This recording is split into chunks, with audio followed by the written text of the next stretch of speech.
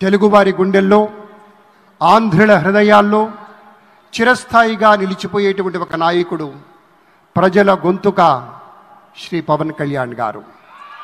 వారిలో ఉండేటువంటి స్ఫూర్తి, ప్రజల పట్ల ఉండేటువంటి భక్తి, సమాజంలో మార్పు తేవాలన్న తపన అమోఘం, అద్వితీయం. అటు సమాజంలో ఒక పవర్ఫుల్ లీడర్, వారి యొక్క సందేశాన్ని విందాం. అమరావతి పునఃప్రారంభం సందర్భంగా 34,000 ఎకరాలు ఇచ్చి 29,000 పైచిలకు రైతులు గత 5 సంవత్సరాలుగా నలిగిపోయి ఇక్కడికి వచ్చి రోడ్ల మీదకి వచ్చి ముళ్ళ కంచెల మధ్యలో కూర్చొని పోలీసు లాఠీ దెబ్బలు తిని కేసులు పెట్టించుకొని ఇంట్లో పెద్దవాళ్ళని కానీ చాలామందిని 2,000 పైచిలకు రైతులు ప్రాణాలు కోల్పోయి మీరు నలిగి బాధపడి మీ కన్నీళ్లు ఇచ్చేవాళ్ళు ఉన్నారా ఆ రోజునని చాలాసార్లు మహిళా రైతులు నన్ను అడిగారు. ఇది గౌరవ ప్రధానమంత్రి శ్రీ నరేంద్ర మోదీ గారికి తెలుస్తుందా అని ఒకసారికి 5 సంవత్సరాల క్రితం మీరు అడిగారు. నేను ఆ రోజు ఆయనకి తెలియకుండా ఏది ఉండదు, అమరావతి శాశ్వత రాజధానిగా ఉంటుందని ఆ రోజు మేమందరం కలిపి మాట ఇచ్చాం. ఆ ఇచ్చిన మాట ప్రకారం ఈ రోజున గౌరవ ప్రధానమంత్రి గారి చేతుల మీదుగా మళ్ళీ ఇంకొకసారి పునఃప్రారంభం జరగబోతుంది. ఇది ఆది శంకరాచార్య 1237వ జయంతి సందర్భంగా తిరిగి అమరావతి పునఃప్రారంభం కావటం చాలా ఆనందాన్ని కలగజేస్తుంది. మనందరం 5 కోట్ల మంది ప్రజలకి సంబంధించి ఇది ఒక హబ్, ఇది సెంటర్, నవ్ సెంటర్. ఇది అంటే మనందరికి సంబంధించిన ఇల్లు. ఇది మనందరం ఎవరిని అడుగుతున్నామంటే, ఒక ప్రధానమంత్రి గారు పూర్వం సన్యాసాశ్రమంలో ఉన్నప్పుడు ఆయనకి అనికేత్ అనే పేరు పెట్టారు. అనికేత్ అంటే అర్థం పరమశివుడు, ఇల్లు లేనివాడని. అలాంటి ఇల్లు లేనివాడు, కుటుంబం లేనివాడు 5 కోట్ల మంది కుటుంబాలకు, 5 కోట్ల మంది ప్రజల కోసం, ఎన్ని కోట్ల కుటుంబాల కోసం మనందరికీ రాజధానిలో ఒక నగరం నిర్మించడానికి, ఇల్లు నిర్మించుకోవడానికి ఇల్లు లేకుండా 140 కోట్ల మంది ప్రజల బాధ్యత తీసుకొని కశ్మీర్ నుంచి కన్యాకుమారి వరకు, అక్కడ కామాఖ్య నుంచి ద్వారకా వరకు ప్రపంచమే, మన దేశమే తన కుటుంబంగా చేసుకుంటూ ఈ భారతదేశమే తన ఇల్లుగా చేసుకొని తిరిగి పునఃప్రారంభానికి విచ్చేసిన గౌరవ ప్రధానమంత్రి శ్రీ నరేంద్ర మోదీ గారికి మనస్ఫూర్తిగా మన అందరి తరపున, ఆంధ్రప్రదేశ్ ప్రజలందరి తరపున, అమరావతి రైతాంగం తరపున, ఆడపడుచుల తరపున వారికి చేతులెత్తి హృదయపూర్వక నమస్కారాలు తెలియజేస్తున్నాను. దివిసీమ తుఫాన్ వచ్చి అందరి ఆశల్ని తుడిచిపెట్టేసినట్టు గత ప్రభుత్వం రాష్ట్రం మరియు అమరావతి భవిష్యత్తుని తుడిచిపెట్టేసింది. అమరావతి అంటే పరదాలు, సెక్షన్ 30, సెక్షన్ 144 మాత్రమే గుర్తుకొచ్చేలా పనిచేశారు. నువ్వు ధర్మం కోసం నిలబడితే ధర్మం నువ్వు నిలబడేలా చేస్తుంది అనే విధంగా ఆ రోజున అమరావతి రైతులు, రాష్ట్ర ప్రజలు ఈ ధర్మ యుద్ధంలో విజయం సాధించారు. రైతులు ఇచ్చిన 11,000 ఎకరాల భూమిని త్యాగం చేసి, వారి సంకల్పం 33,000 ఎకరాల భూమిని త్యాగం చేసి వారి సంకల్పం ఫలితంగా ఈ రోజున ఆంధ్రప్రదేశ్ రాజధాని ఆవిర్భవించింది. అమరావతి రాజధాని పనులు పునఃప్రారంభమవుతున్న ఈ శుభ సందర్భంలో ముందుగా రాజధాని నిర్మాణం కోసం స్వచ్ఛందంగా ముందుకొచ్చి తమ భూముల్ని, పొలాల్ని ప్రభుత్వానికి ఇచ్చిన అమరావతి ప్రాంత రైతులకు, మీ త్యాగానికి గత 5 ఏళ్లుగా మీరు చేసిన పోరాటానికి శిరస్సు వంచి మీకు ధన్యవాదాలు తెలియజేస్తున్నాను. గత 5 ఏళ్లుగా రాజధాని నిర్మాణం నిలిచిపోయి రాజధాని తరలిపోతుందనే సమయంలో రోడ్ల మీదకు వచ్చి 5 కోట్ల ప్రజల తరపున రైతులు, మహిళలు, విద్యార్థులు చేసిన పోరాటం, మీరు పడిన అవమానాలు, మీపై పడిన గాయాలు ప్రతి ఒక్కటి మా మనసులో ఉంది.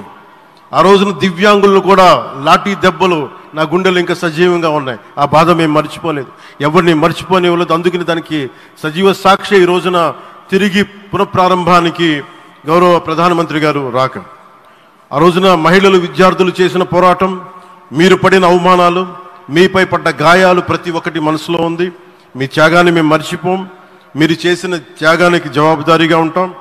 బాధ్యతగా అమరావతి నిర్మాణం జరిగేలా సాయశక్తుల ఈ కూటమి ప్రభుత్వం కృషి చేస్తుంది. అమరావతి రైతుల త్యాగాలను హృదయపూర్వకంగా స్మరించుకుంటూ వారి ప్రతినిధులుగా ఇక్కడకు విచ్చేసిన రైతులకి నా ప్రత్యేక నమస్కారం.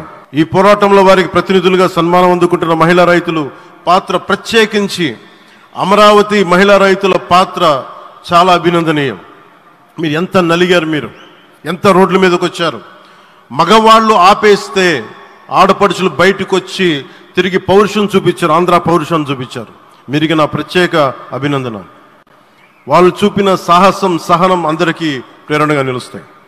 వేదిక మీద ఉన్న నా మంత్రివర్గ సహచరులకి, గౌరవ ప్రధానమంత్రి శ్రీ నరేంద్ర మోదీ గారికి, విజనరీ అయిన గౌరవ ముఖ్యమంత్రి శ్రీ నారా చంద్రబాబు నాయుడు గారికి, సోదరులు లోకేష్ గారికి,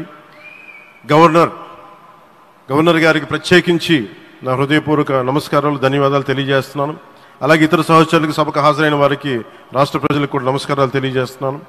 ఇక్కడ రైతులు భూమిని మాత్రమే ఇవ్వలేదు, రాష్ట్ర భవిష్యత్తును నిర్మించే ఆశలను, విశ్వాసాన్ని ఇచ్చారు. కానీ 5 సంవత్సరాల్లో గత ప్రభుత్వం ఆ త్యాగాన్ని అవమానించింది.